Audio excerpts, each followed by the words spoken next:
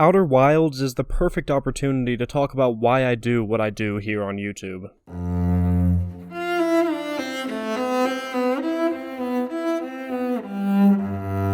Mobius Digital's Outer Wilds is a relatively simple game. You're in a galaxy whose sun is going to go supernova in 22 minutes, and for simplicity's sake, I'll say that you travel back in time whenever you die, and try to handle this problem over and over again, coming at the galaxy with more knowledge every time the loop resets.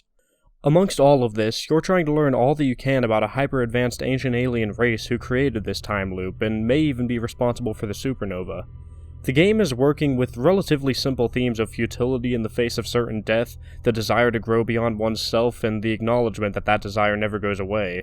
There seem to be other, deeper themes at play here, but to cover them I'd have to get more speculative than even I'm comfortable with.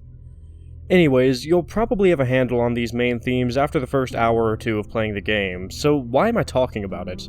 It's because it's a perfect case study for artistic game design. While these themes are relatively simple, the game delivers their messages more consistently and more artfully than almost any other game I've played. In the case of Outer Wilds, this goes well beyond the game mechanics. In fact, building on those themes seems to be the dominating motivation behind every single aspect of the game. Let's talk about how it conveys those ideas without a single line of dialogue directly referencing them. The first thing that I think any player will learn about this game is the fragility of the player. Sure, on your first life you'll spend a lot of time interacting with the villagers on your home planet, learning about the aliens in a museum your people have constructed, and then it's off to the stars. Once you're out there, however, with how much time you spent on the starting planet, there will probably be 8 minutes or so left until the sun explodes and you die. Less if you die from some other cause. You restart, already knowing the launch codes, being able to completely bypass all the time you spent in your village, and you get straight to the launch. Now that you realize you're being timed, you'll probably do more risky maneuvers and get yourself killed just as the game really piqued your curiosity. This pattern continues throughout the entire game, and by the end you'll probably have died in 100 different ways. Forgetting to put on your spacesuit, getting sucked into a black hole separating you from your ship until you asphyxiate, crashing into a moon you didn't see, eaten by a giant anglerfish, buried in sand, trapped under ice, flying into the sun. There are a seemingly endless amount of ways to die in this game, and when it inevitably happens, your only recourse is to go back to the beginning with your new knowledge and try something a little different until you've got the entire game's story figured out, and you know everything you possibly can about these ancient aliens. You'll be on the brink of some great discovery when you hear that music, indicating that you've got about 2 minutes till the sun explodes, in which case all you can really do is finish reading whatever you were reading, then try to get somewhere nice to watch the fireworks. Completely without words, just with simple, incredibly simple game mechanics, Outer Wilds has gotten the player to acknowledge that this galaxy, these ancient aliens, this sun, these planets, and the eye of the universe don't care about you or your story in the slightest. Sure, you may have just discovered some incredible device that was created to forge black holes. You might have just found out how to land on the incredibly elusive quantum moon. You might have even figured out how to stop the time loop, but a tornado just picked up the island you're standing on and launched it into space, separating you from your ship well beyond EVA range. Then you've just got to decide between using the last of your fuel and oxygen to try and fly back to the ship, using it to fly into the sun, or wait to watch the sun go supernova, which will, more often than not, just result in you running out of oxygen and dying before you even get to see the supernova. Exploring this galaxy is the only thing you care about in this entire game. You want to learn everything about it. Between the incredible planets, the beautiful, life-giving sun, the mysteries lying around every corner, you love this galaxy. But this galaxy doesn't care about you one bit. It doesn't even know you exist. It doesn't hate you, it just exists alongside you. The feelings of futility and insignificance from this revelation are absolutely incredible, and it's the kind of thing that can only be expressed this powerfully in a video game. This feeling is more or less entirely ludological. That is to say, it's artistic expression solely through game mechanics, with the visuals and the audio of the experience just adding to it. However, this is where things get even more interesting, and this is where we get to the Ludo narrative harmony. Ludo narrative harmony is, to put it simply, when the statements made by the game mechanics harmonize with the statements made by the narrative. Many horror games can serve as classic, dead simple examples. A good horror game is super scary to play and has a super scary narrative. Amnesia, The Dark Descent, for instance, has an incredibly scary atmosphere and story, and in order to complement that, the game mechanics are mainly centered around hiding and running away from horrifying monsters. Monsters who drain your sanity meter just from looking at them, damaging your character in some vague, unexplained way. The narrative makes the gameplay scarier, and the gameplay makes the narrative scarier. Ludo narrative harmony. So how does Outer Wilds' story harmonize with the incredibly strong themes of the gameplay? Well, while the gameplay makes it incredibly clear that this galaxy doesn't care about you at all, from the perspective of the story, nobody in your village knows anything about this time loop you're in, always thinking of your mission as just another routine rocket launch, and the ancient aliens are almost all gone. The whole reason you're playing is to learn more about them, but they'll never acknowledge your dedication. So, boom. I put it simply for brevity's sake, but there's the insignificance covered.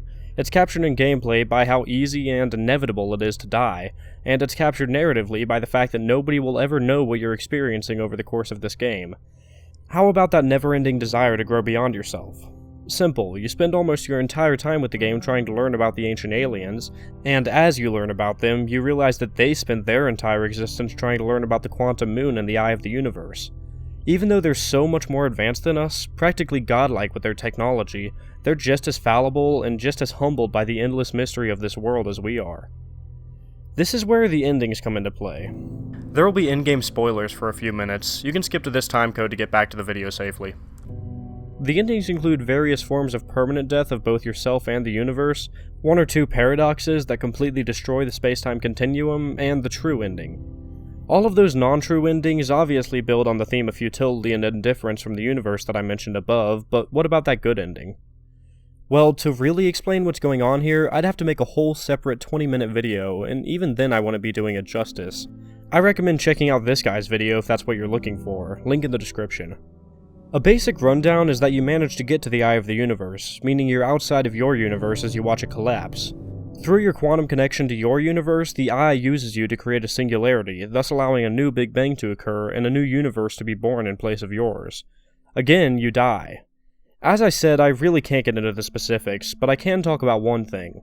How you perceive the eye of the universe is incredibly specific to you. You're in a big forest with a campfire, familiar architecture appears, all the NPCs you've met over the game appear there, and this can only mean one thing. The eye of the universe is acknowledging that you exist. It's personalized itself to fit your sensibilities, even if it just wanted to use you to reincarnate your universe. This is the only time in the entire game that your actions are even remotely acknowledged by anything bigger than yourself.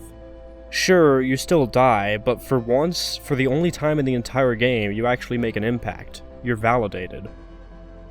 Anyways, all of this discussion about the endings isn't really why I'm making this video. Ludo narrative harmony, that was the main thing to take away from all of that.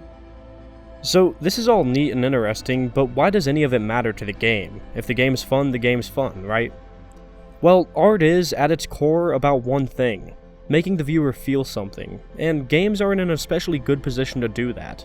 I'm sure we've all gotten passionately angry or excited or sad or curious about a game before, it's just in their nature. Games have the power to make us really feel something. I'd go as far as to say that they have more power in that regard than even music, visual art, or film. When every little detail in this massively detailed game is making me reflect on one core idea, it's impossible to ignore how game mechanics, paired with the correct presentation, have the ability to feel incredibly powerful and important to the viewer. From the moment I first booted up this game, Outer Wilds was constantly building on one core idea about futility and nihilistic freedom. It expressed its themes with more consistency than any film or album I've ever listened to has. We're well beyond the era when games were little more than toys. Outer Wilds is, again, relatively simple compared to most of the games I talk about here, but the artistic purity of the experience is practically unmatched. It's a fantastic reminder of why I made this channel. We're in the next golden age of art, and exploring that idea is the sole purpose of this channel. Thanks, Outer Wilds. It's the end of the road. It was a hard trip. You didn't choose the easy way.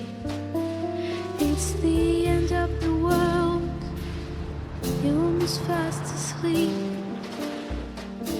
and all the stars say, hey Judy, hey, all those lights are for you. Hey Judy, hey, I can't believe it's true. Hey Judy, hey, all the stars who kept you.